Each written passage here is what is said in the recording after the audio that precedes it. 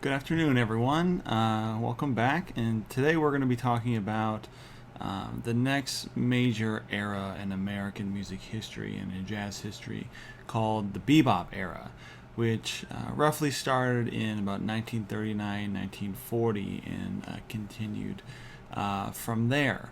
So let's first talk about kind of the emergence of bebop and how this new style of music, this new subgenre of jazz, really came about.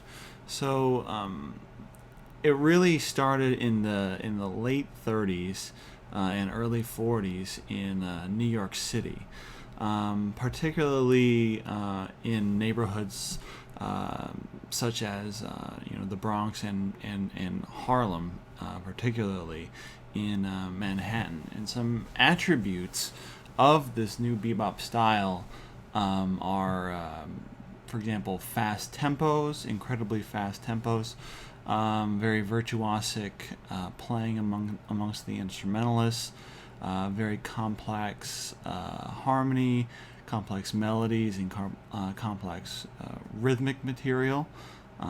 Also, this music was typically geared towards listening, aka art music, as opposed to music for dancing, the music that we saw in the swing era that was definitely a music that was geared towards the general public and geared towards the dancing crowd.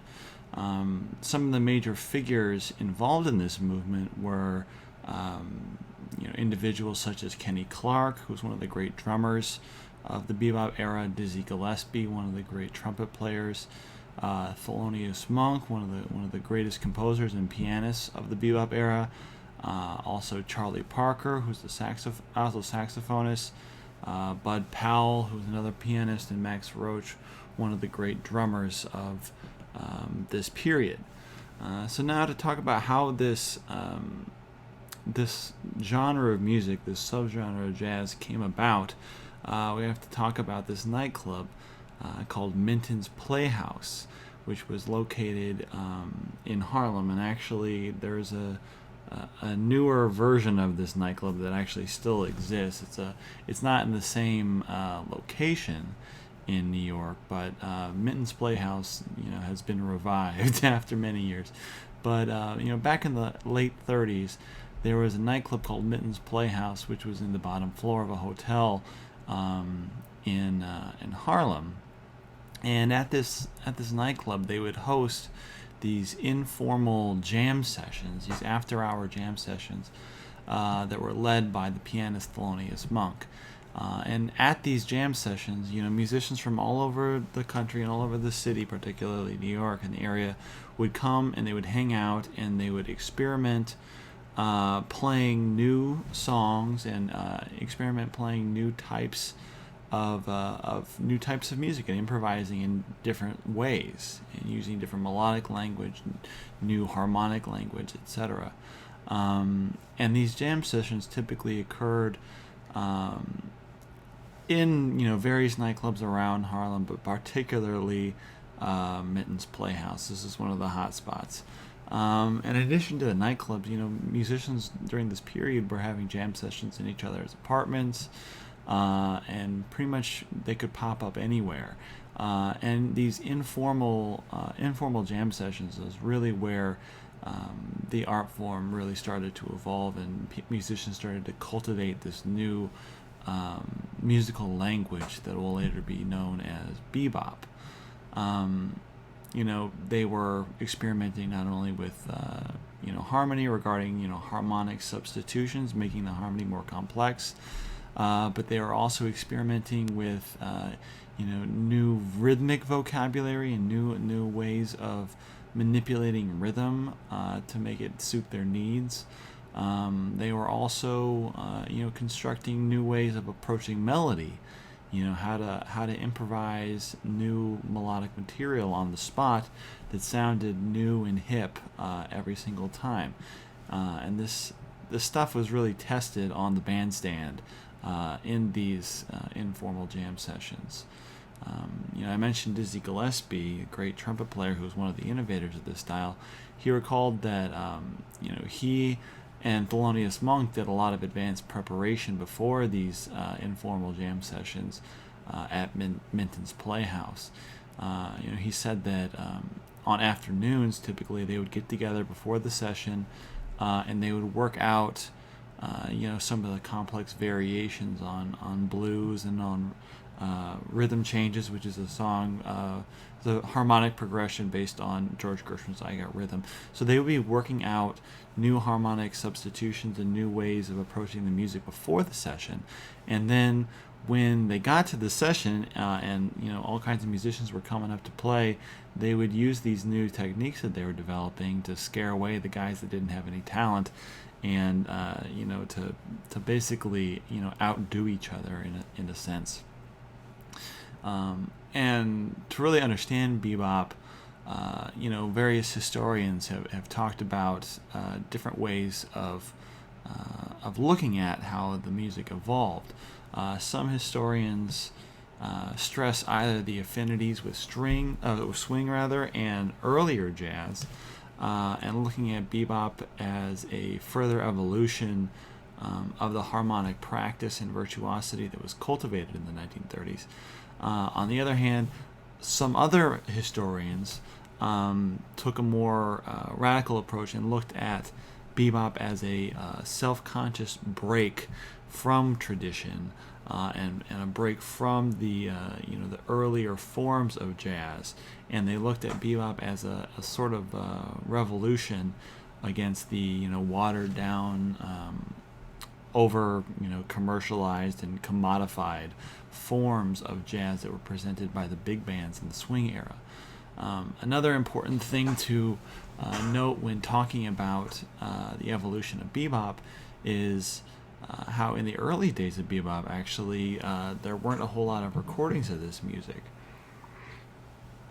So it's really hard to actually pin down like the date that this stuff actually started, because actually in the early 1940s there was a recording ban that basically came about by African American musicians rebelling against the record companies, because they weren't being paid a fair wage in many cases, and the record companies were taking advantage of a lot of musicians and taking all their royalties and taking their publishing rights, and musicians just got fed up with it in the 1940s, and they started to unionize, joining the American Federation of Musicians, which is one of the most famous unions for musicians in the country that still exists.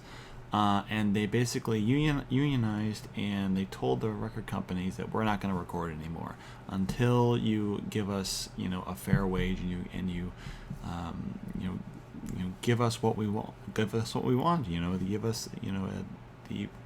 the proper amount of money that we are owed as musicians, in a sense. And so from 1942 to 1944, there was literally no recording.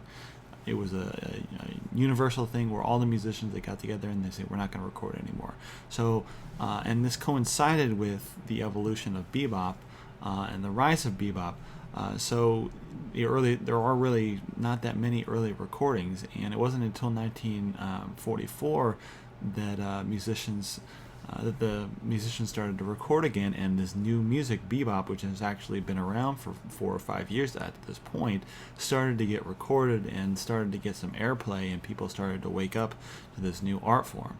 So it's important to note that if you weren't in New York City in the early 40s, you definitely would not have heard this music. It was a very niche music that only a handful of people really knew about and really could play and understand.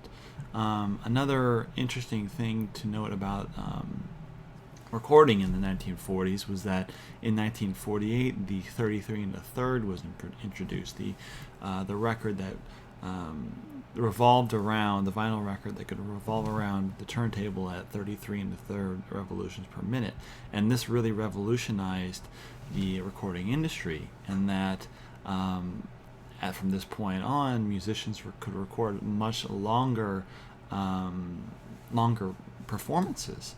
Up until then, all the records that were made on were made on 78s or 45s. So, and 78s particularly, they were much thicker, and they couldn't hold as much you know music on it. The time limit was about 3 minutes or so, 2.5, 3 minutes. And so, as I said before, with the early jazz recordings, things had to be scaled back quite a bit. But starting in 1948, musicians could take longer, more extended solos, and they could, you could really see what an accurate representation of a live performance would be. So this was a major really turning point in the recording industry, and also in the music industry in general.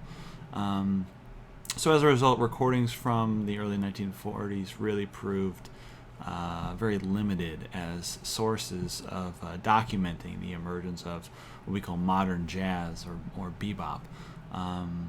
And the recording ban of the 1942 to 1944 was partly to blame.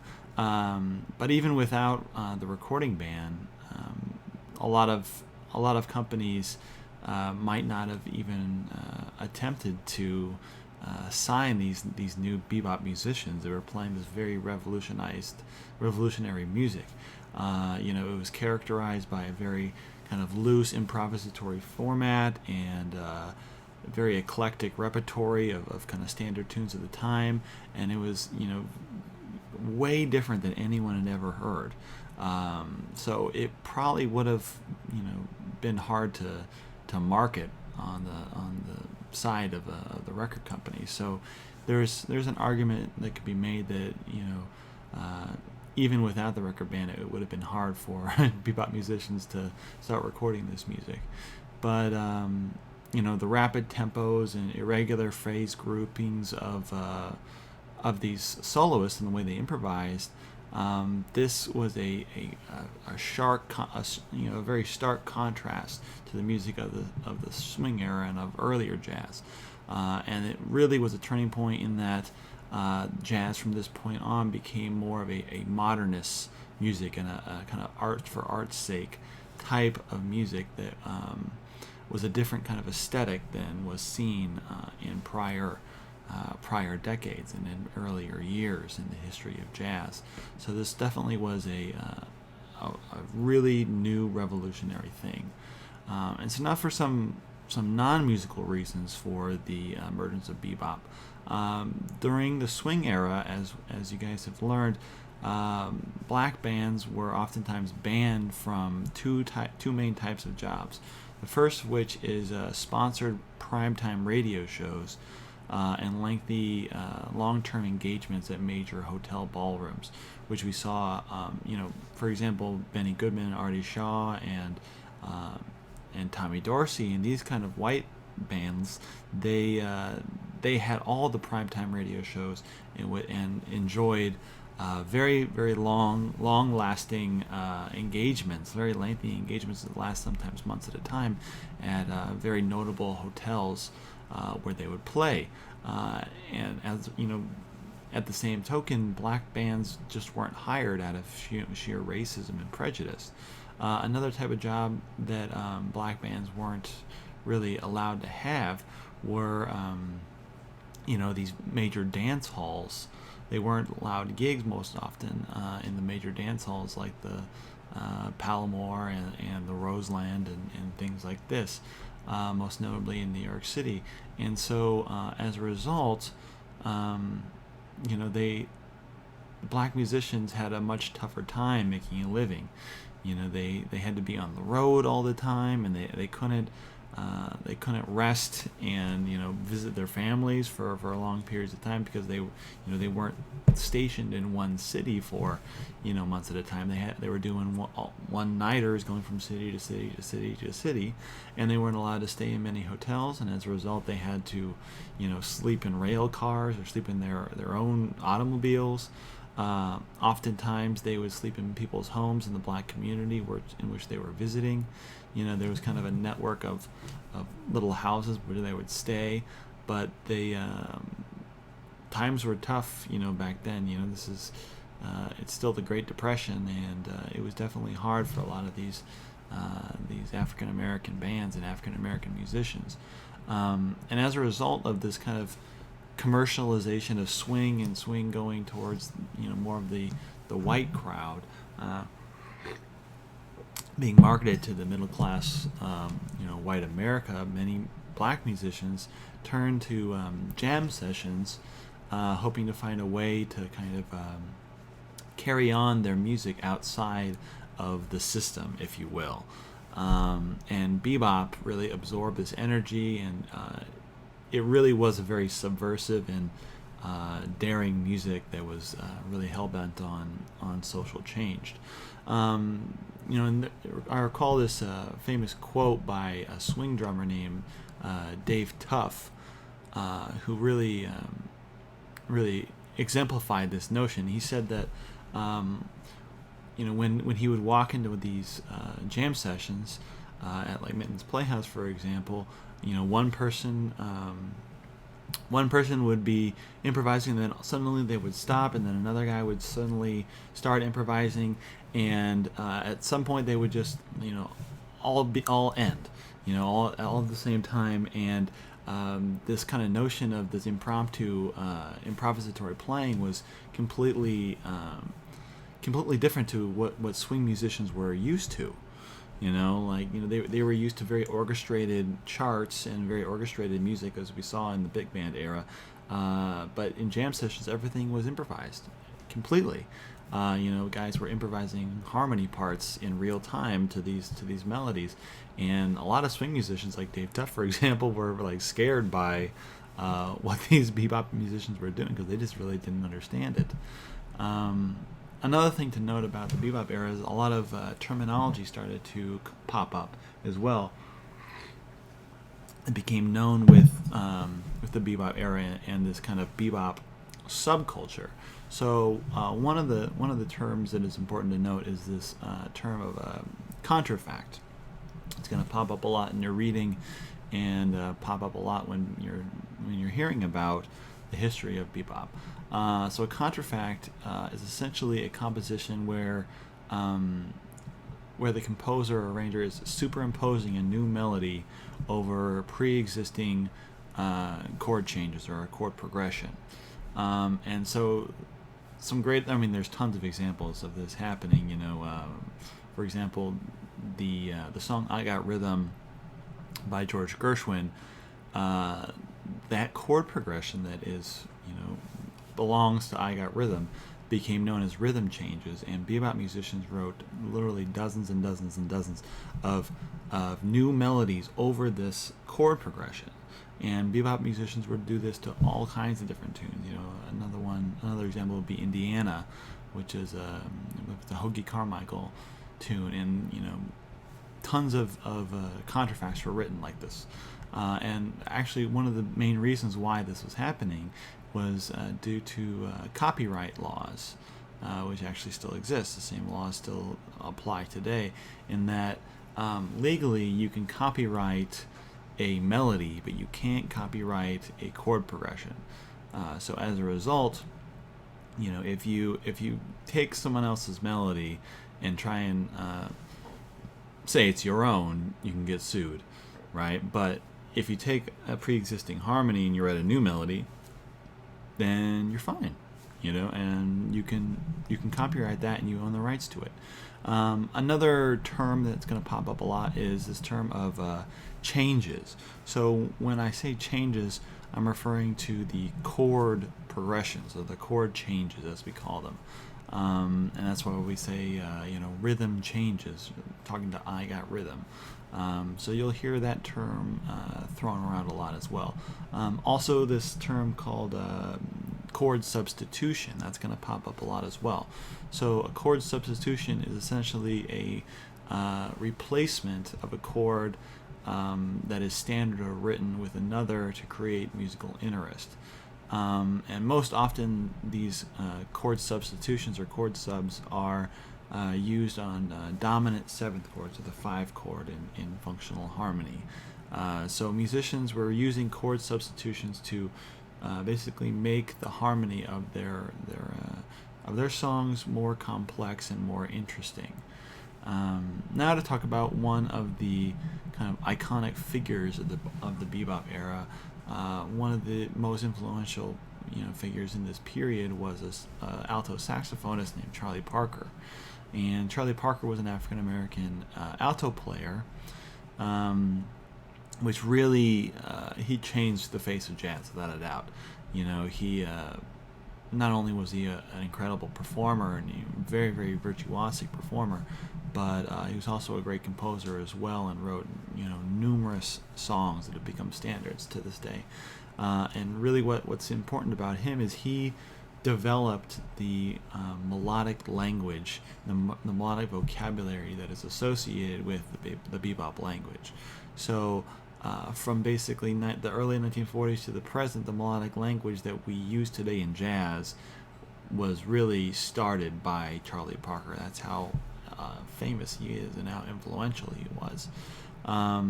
He also set a new standard for virtuosity in jazz.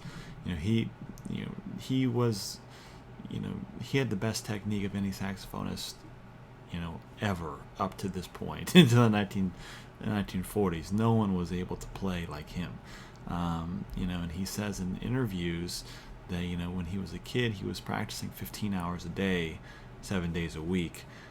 Spending that much time with his horn and really developing facility on his horn, and he was really quite astounding and definitely a revolutionary figure in this music. And the tune I want you guys to check out of his is a composition called Ornithology, which is an interesting tune. Because ornithology, the word is defined as the study of birds, right? And it's kind of a play on words in that Charlie Parker's nickname was Bird. And there's a funny story about how he received that nickname. Is when he was growing up, in the 1930s, his first musical gigs were with the Jay McShann band, which is a territory band that toured around Kansas City and around Missouri and different places, Oklahoma and around the Midwest. And he was the alto player in Jay McShann's band, and they were on the road on one occasion, and they actually hit a chicken, and he told the guys to stop the car and go and get it. And so then they went to get the chicken, and he wanted the chicken so they could eat it for dinner, and they didn't want to waste the meat. And so from then on, they started calling him Yardbird, which is a term for a chicken, or livestock. And then Yardbird then got shortened to Bird, and then that was what people called him. That was his nickname. And he wrote this tune called Ornithology, which is kind of a play on words. And this is a quintessential example of bebop, recorded in 1946, featuring Parker himself as well as Dizzy Gillespie, his great friend, on trumpet. And what I want you guys to think about when listening to this tune, it's a example of a contrafact, which it's actually it was written with the harmony actually comes from a standard tune called How High the Moon, and so it's an example of a contrafact. And what I want you guys to focus on is the incredibly fast tempo that it's played at, and the virtuosity that these instrumentalists exhibit in the performance of this tune. So that's what I want you guys to focus on listening to Ornithology. The next Charlie Parker tune I'll have you guys listen to is a recording of Embraceable You, which is a George Gershwin composition. And it's a ballad, a great tune, and this particular recording was recorded in 1947 and features a young Miles Davis on trumpet, who we'll talk about quite a bit in the coming weeks, and also features Charlie Parker on alto sax and Max Roach on drums, one of the great drummers of this period. And what's cool about this particular recording is it's an example of a bebop ballad.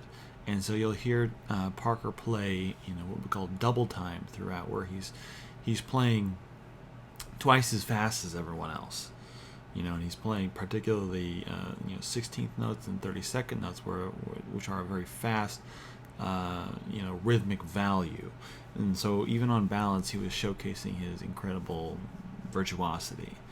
Now to switch gears a little bit, I want to talk about Dizzy Gillespie, or John Burks Gillespie, who was one of the innovators of this art form as well. And Dizzy was kind of at the same level as Bird in the kind of development of this melodic language. He also was a visionary and a genius regarding rhythm and harmony as well. And he would teach all the other musicians, how to play this music, because he he was one of the inventors of it. And one of the recordings of his that I wanted you guys to check out is a composition of his called Manteca, which is incredibly influential in that it is really the first example of Afro-Cuban jazz in history. So Afro-Cuban jazz is really the mixture of traditional Afro-Cuban music, from Cuba, with American jazz and American bebop in this case. And there's an interesting story about this particular recording. It was recorded in 1947, and during this period, Dizzy, had left playing with Parker. They weren't playing in the same group anymore because Parker was having trouble with drugs and different things like this. He was having a lot of personal issues. But Dizzy decided to start his own big band and try to popularize bebop and brand it as a big band and make things work in a larger ensemble. And he was very much interested in Afro-Cuban music, and he had made trips to Cuba before and in Latin America. And while he was in Cuba, he picked up a conga player named Chano Pozo, who was an incredibly talented conga player. And he brought him into his band, and they actually co-wrote this tune, Manteca. And Dizzy said the way that it was written is that Chano would play and sing the different parts to the musicians. He started singing one day. He started singing the bass line. He's like, "Oh, bass player, play this," and so he sang the bass line to the bass player, and then he started singing the little saxophone riff to the sax section, and then they started playing it. And during this, Dizzy is listening to it and writing it all out. He's writing it down as this is happening because Chano Pozo wasn't a composer, arranger, and I don't even think he could read or write music. But anyway, so Dizzy was writing this down, and then Chano's starts singing the brass lines, and it's like this amalgamation of rhythmic complexity, all kinds of really interesting kind of Afro-Cuban rhythms, all coming together in the form of this kind of polyrhythm, which is multiple rhythms happening simultaneously. And then Dizzy took that first section, which we can call the A section, and then he wrote a bridge or a B section to the song, which is kind of a swing section. And then he wrote everything out and orchestrated it for his big band, and then recorded it, and this became really the first example of Afro-Cuban jazz or Latin jazz history, which was a huge turning point as well. And we'll do a whole lesson on Afro-Cuban jazz in the future. Another one of the key figures in the Bebop era was an individual named Thelonious Monk, who was an African-American pianist and composer, one of the greatest composers in American history, without a doubt. And Monk is known, for his, as one of the inventors of bebop, and also he's known as the person who coined the term bebop. He was the first person to use that word. And his contribution really was to revolutionize the harmonic language of the art form. So he was kind of the mad scientist behind all of the different harmonic substitutions and things that were going on in the music, and that was really his innovation to this art form. And he also hosted the sessions at the jam sessions at Minton's Playhouse, where he actually essentially was living at the time. He would sleep there, and I think he technically was living in his parents' apartment at the time. He was in his early 20s, but he spent all day and all night at Minton's and slept in the back. But what's interesting about Monk is that he's one of the great composers of American history, yet he wasn't very prolific. He only wrote 71 songs in his entire career, which is contrasted with Duke Ellington, who wrote something around 3,000 or more songs, published at least 3,000. But Monk is still the second most recorded jazz composer in history after Duke Ellington. Everyone wants to record his songs because they're that great. So it's really important to note how important Monk really was. And talking about his kind of style as a performer, he had a very, very unique pianistic style. His style featured, frequent dissonances. If we talk about the difference between consonance and dissonance, consonance is like being concordant and pleasing sounding. Dissonance is typically, intervals and chords that are that clash with each other and have a kind of unpleasant sound. So Monk was a fan of this idea of dissonance and used it a lot in his playing and his improvising. He was also known for his kind of angular melodic twist that he would use in his improvising and in his compositions. Very angular lines that were all over the place. He also had a very unorthodox approach to the piano in that he would play with his fingers flat instead of curved. So if you guys have ever taken piano lessons or ever play piano, you're taught to play with curved fingers like this, which aids you to play very quickly and very fastly along the piano. But Monk actually played with flat fingers, which was quite unorthodox even to this day. And he also was a very, very percussive player, very rhythmic player, and also used a lot of space in his playing. So you'll definitely see that in the recordings that I'll have you guys check out. The first of which is a composition of his called Misterioso, which is a composition based on the blues, the 12-bar blues. And this particular recording was recorded in his quartet in 1948. And you might ask why it took so long to record. Why does he this one of his most famous recordings come as late as 1948? Why not sooner? Well, the reason is when he was younger, he got his cabaret card taken away, which is a cabaret card. If I'm going to back up a little bit, a cabaret card is basically a legal document that allows musicians to perform in nightclubs and establishments that serve alcohol. Especially in New York City. And you get this cabaret card from the police, and you go there and you have to register yourself and give them your ID and whatnot. And they, if you commit a crime or something like this, they'll take it away. And so it was basically a way for the government to keep tabs on musicians, in a sense. And what happened was in the early 1940s, Monk got arrested for heroin possession, but the story goes it really wasn't his drugs. It belonged to one of his friends, who I think it was actually Bud Powell, who we'll talk about in a second. But he actually took the rap for this crime, which he wasn't guilty of, and he spent some time in jail, and then they actually ended up taking his cabaret card away, and he wasn't allowed to work really anymore for several years. He wasn't allowed to play gigs in New York City, which was terrible for a struggling musician. And so he basically sat at home and wrote music and played at home for several years until he was able to get his cabaret card.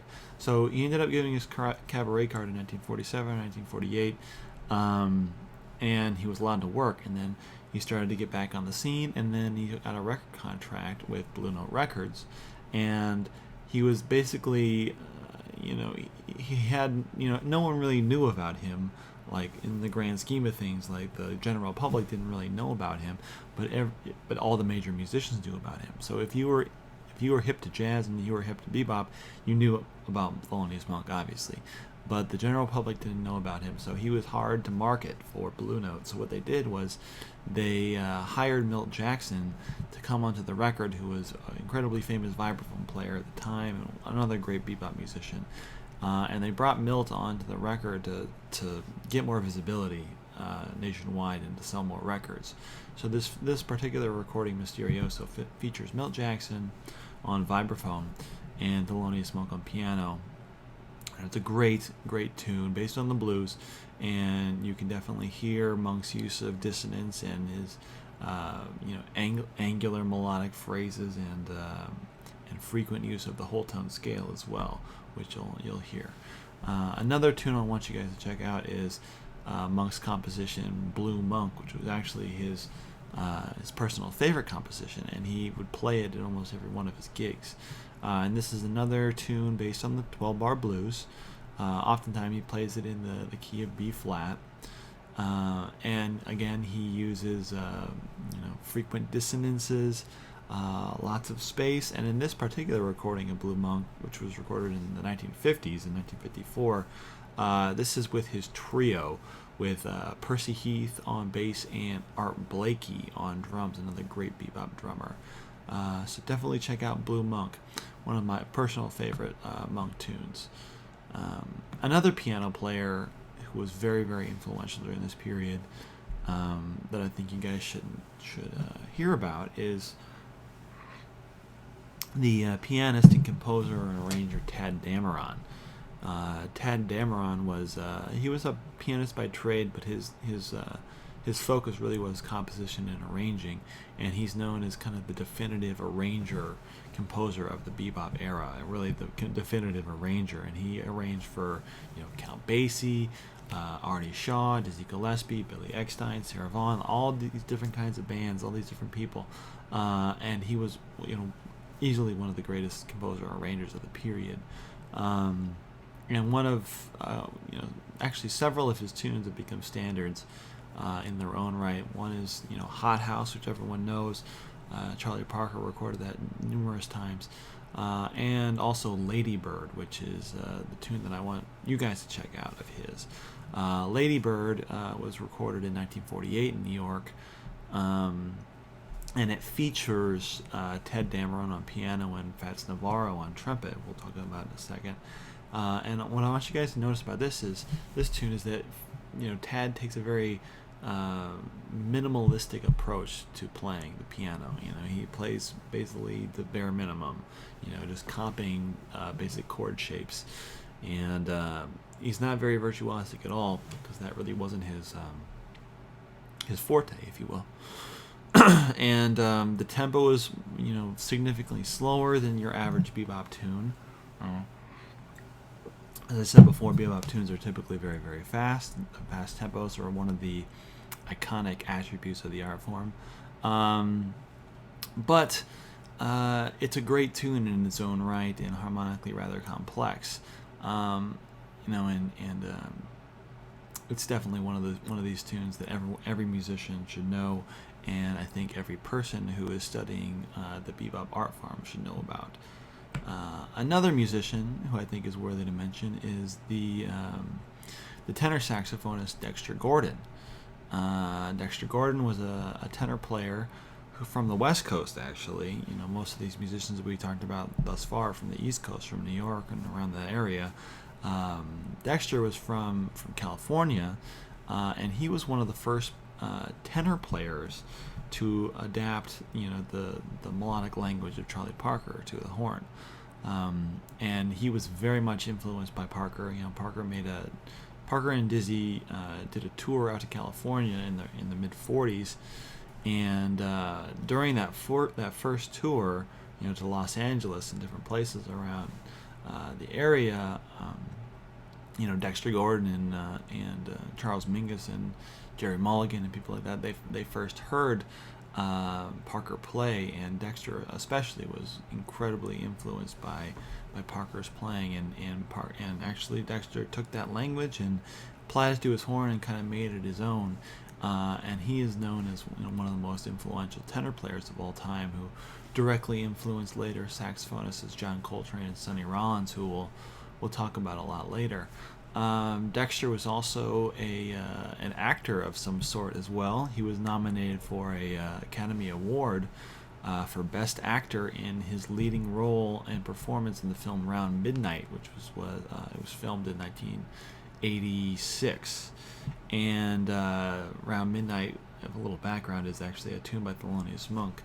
And the movie is about a jazz musician that moves to Europe, and about the life of a tenor player, and it's essentially about Dexter's life and his what it was like for him growing up and making his way through the music industry.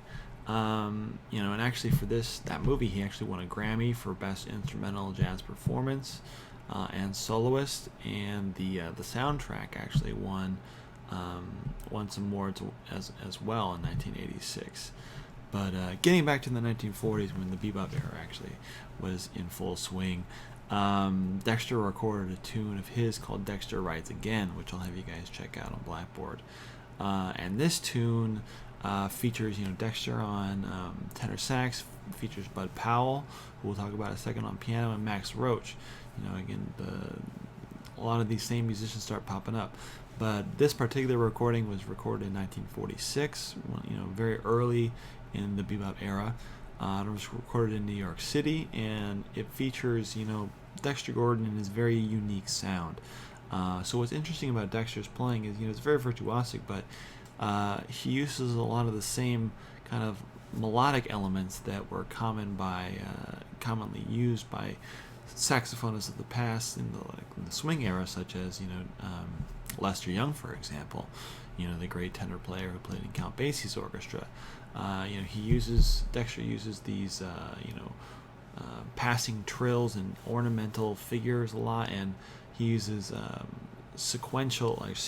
melodic sequences quite often as well, where he'll play a melodic phrase and then transpose it up a major second or a major third, and transposes it in different keys, and that's what we call a sequence.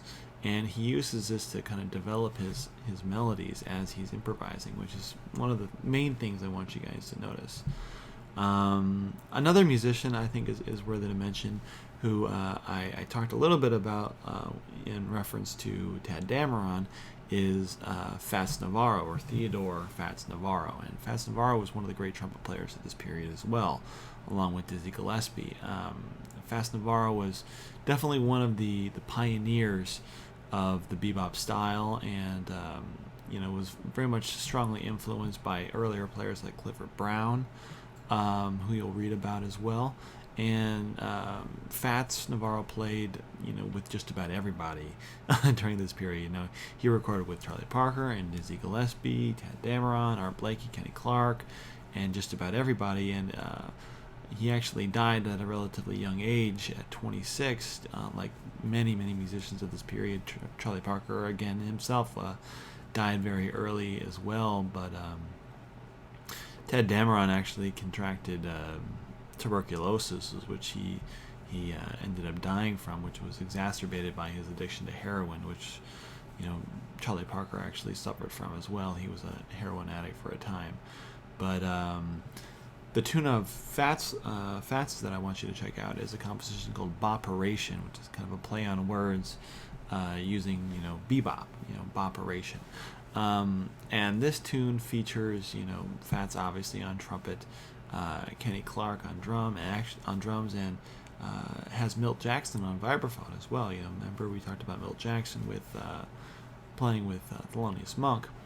But Boperation was recorded in 1948 for Blue Note Records, and this is a great example of a song form tune, or a tune written in 32 measures. So many of these songs that you're hearing in the bebop era and actually beyond will be in the formal structure of song form. We call it song form because many of these Tim Panelli songs and bebop songs are written in this 32 measure formal structure. And so you'll hear that. Also, the form of the tune roughly is, there's a short introduction, then you'll hear the head or the melody of the tune, and then solos in 16 measure increments. One soloist will take 16 bars and improvise, and then the next soloist will improvise for 16 bars, etc. Taking chorus after chorus, and then they play what we call fours, which is where they'll trade 4 measure long segments. So one guy will play, the trumpet player will play 4 bars, and the tenor player will play 4 bars, and the drummer will play 4 bars, and the trumpet player will play 4 bars, etc. So that, in the jazz idiom, we call that trading fours. And so after the fours, then they play the head out or the melody again. So the way that this tune is constructed, at least formally, is very very typical of a bebop composition and the way that bebop musicians perform tunes. And actually, even to this day, this is how jazz musicians typically approach performing songs. In a regular jam session. Like if I was playing a gig, this is how I would call off a tune. We would play the head, or maybe an intro, then the head, trade some solos, trade fours, and then the head out again. So that is Fast Navarro. Another one of the last musicians I want to talk about today is the great pianist Bud Powell, who I talked a little bit about in reference to the Thelonious Monk. Bud Powell, who was actually several years younger than Monk and was one of the younger cats on the scene. Cats is also another term associated with the bebop era, meaning musician. When I say a cat, I'm meaning a bebop musician. So he was one of the younger guys on the scene, and he was one of the first pianists to basically adopt Parker's language and apply that to the piano. He was an incredibly virtuosic player and played essentially Parker's language, but on the piano, which was quite an astounding thing. And he became known as one of the most influential piano players in history. And great friend of Thelonious Monk's and all these musicians. They were all really good friends. But Bud Powell himself was very much influenced by Art Tatum and Teddy Wilson of the swing era, and also by Thelonious Monk. Monk really took him under his wing and taught him a lot about music and taught him a lot about bebop. Another musician, Bill Evans, who we'll talk about in the coming weeks, actually commented on Bud Powell in an interview in 1979, saying that he said that if I were to choose a single musician for his artistic integrity, for the incomparable originality of his creation and his grandeur of his work, it would have to be Bud Powell. Bud Powell was in a class unto himself. So essentially he was saying that Bud Powell was, one of the most top-notch pianists of history and incredibly influential to everybody. And the tune of Bud's that I want you guys to check out is a composition called Tempest Fugit.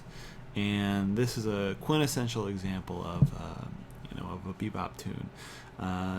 It's written in song form, this 32 measure long formal structure, and I want you to hear basically listen for Bud's melodic language and listen to the similarity between his improvising and Charlie Parker's improvising. There's a lot of similarities there.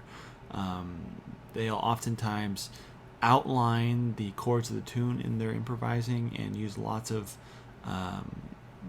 kinds of arpeggios and things like this. And also Bud Powell was known for his use of polyrhythmic ostinatos too, these kind of repetitive rhythmic figures that he plays, especially in the left hand in this case. And this really, really exemplifies his virtuosity on the instrument and how influential he really was.